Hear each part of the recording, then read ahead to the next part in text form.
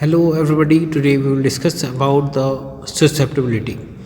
In electromagnetism, the magnetic susceptibility is a measurement or the measurement, or you can say as a measure of how fast or how much the material become magnetized in an applied magnetic field.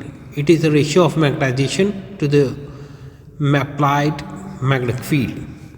It can be said that the magnetic susceptibility is the dimensional proportionality constant that indicates the degree of magnetization of a material in response to the applied magnetic field.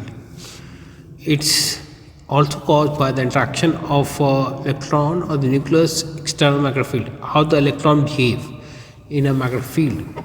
So the formula is given by x is equal to m upon h, where x is the magnetic susceptibility, m is the magnetization, h is the electric field intensity. This type of magnets, due to the how the magnetization affect, so the susceptibility is divided into the substance into a different type of materials or different type of magnets. First is the paramagnetic substance.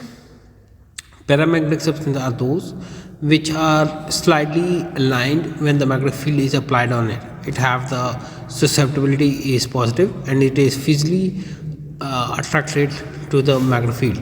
It's that's what it is given. You can see in a figure, suppose the mixture or the small particles of paramagnetic substance are arranged in a pot, or you can say in a bowl. So it is seen that how much is gathered where the magnetic field is higher. If we take the cube, that means in a cube you can see that how the basically this how it is affecting the maximum magnetic field is passing through it. Diamagnetic substances are those which having the susceptibility is -1 and it is move away from the magnetic field. Just like if you say that the fillings of some diamagnetic substances are kept, so you can see that how they are moving away from the magnetic field. Magnetic field is maximum here. So if it is keeping as in a cube, then it is become 90 degree from the line of a magnetic field. Thus it is diamagnetic. Then the last one is the ferromagnetic. Ferromagnetic substances are those which is maximum magnetic field is passing through it. It is more than that of or that means like a paramagnetic substance, and it's make the substance to pass through more from the ferromagnetic substance.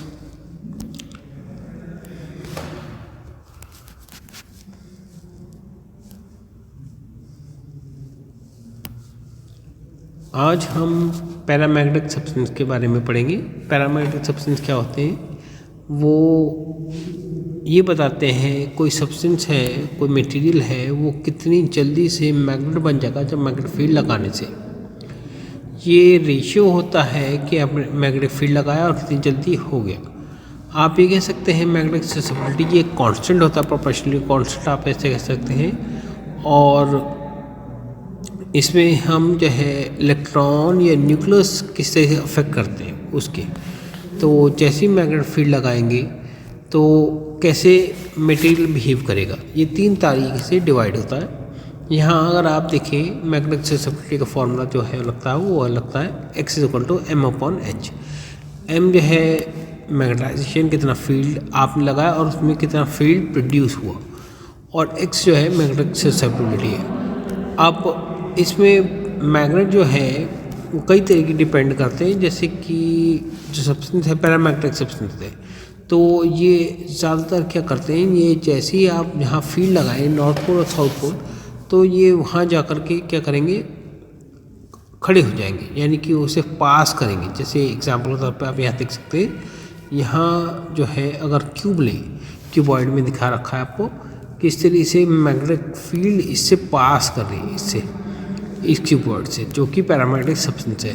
तो ये आपको ध्यान रखना। और अगर चूरा हो, जैसे पैरामैग्नेटिक सब्सटेंस का चूरा है और इसे आपने एक पॉट में या फिर बोल में रखा है, तो आप देखेंगे कि जहाँ पे ज़्यादा मैग्नेटिक फील्ड है वहाँ जाके अलाइंड हो जाता है। तो इस तरीके से जो अलाइनमेंट होता है उसे पैरामैग्नेटिक सब्सटेंस कहा जाता है। पैरामैग्नेटिक सब्सटेंस की जो ससेप्टेबिलिटी होती है वो पॉजिटिव होती है।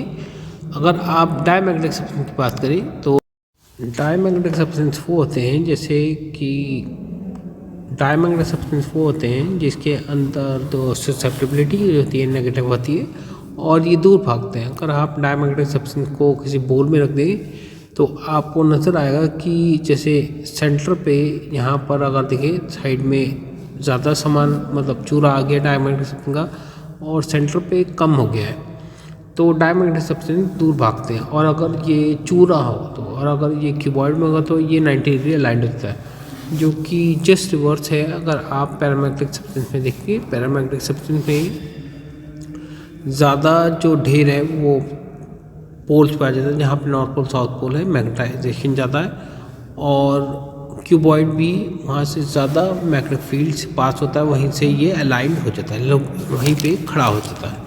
तो इस तरीके से होता है। और डायमैग्नेटिक सब्सटेंस जो है वो होते हैं जिनके आउटरमोस्ट शेल में 2 इलेक्ट्रॉन होते हैं। पैरामैग्नेटिक सब्सटेंस वो होते हैं जैसे कि आप पैरामैग्नेटिक सब्सटेंस की जैसे बात करें, पैरामैग्नेटिक सब्सटेंस जो है वो सब्सटेंस होते हैं जिनका इलेक्ट्रॉन एक सेंटर में होता है। यानी कि अगर आप कहें एक ऑर्बिट है और इसमें एक इलेक्ट्रॉन लास्ट में बचेगा, तो जो मतलब जो कैंसिल आउट करते हैं मैग्नेटिक फील्ड एक जैसे से आप ये कह सकते हैं एक ऑर्बिट है और इसमें अलग अलग तरीके से इलेक्ट्रॉन कैंसिल नहीं कर रहे हैं, ये न्यूक्लियस का मैग्नेटिक फील्ड कैंसिल नहीं कर रहे, तो वो डायमैग्नेटिक सब्सटेंस जो है मतलब वो होते हैं जो कि इसका जो स्पिन से मैग्नेटिक फील्ड प्रोड्यूस होगा दूसरा वाला उससे कैंसिल आउट कर देगा। तो पैरामैग्नेटिक में ऐसा होता है कि वो कोई कैंसिल वाला करने को नहीं तैयार होता है, तो इसलिए उसमें खूब मैग्नेटिक फील्ड प्रोड्यूस होता है। और सबसे ज़्यादा जो इसमें प्रोड्यूस होता है वो होता है फेरोमैग्नेटिक। इसमें जो अनपेयर्ड पेयर होते हैं इलेक्ट्रॉन के वो बहुत ज़्यादा होते हैं, और जैसे ही आप मैग्नेटिक फील्ड में लगाएंगे एकदम से ये सब अलाइंड हो जाते हैं और सारे खूब मैग्नेटिक फील्ड प्रोड्यूस करते हैं। जब आप पैरामैग्नेटिक सब्सटेंस में कंडीशन ये होती है कि अगर आप उसमें फील्ड हटा देंगे तो उस केस में वो हल्के से ही अलाइनमेंट जो है मैग्नेटिक फील्ड का ख़त्म हो जाएगा। मगर फेरोमैग्नेटिक सब्सटेंस का इनका ऐसा होता है कि इसमें फील्ड रहता ही है, इसमें मैग्नेटिक फील्ड ही रहेगा, तो ये ख़त्म नहीं होता, पैरामैग्नेटिक में ख़त्म हो जाता है। तो इस तरीके से 3 सब्सटेंस में मेनली डिवाइड करता है ससेप्टेबिलिटी। आज के लिए बस इतना ही, और जिसे वीडियो पसंद आई हो तो लाइक कमेंट और शेयर करना भूलिएगा। Kindly subscribe my channel so that you get the intimation of my next video. Thank you.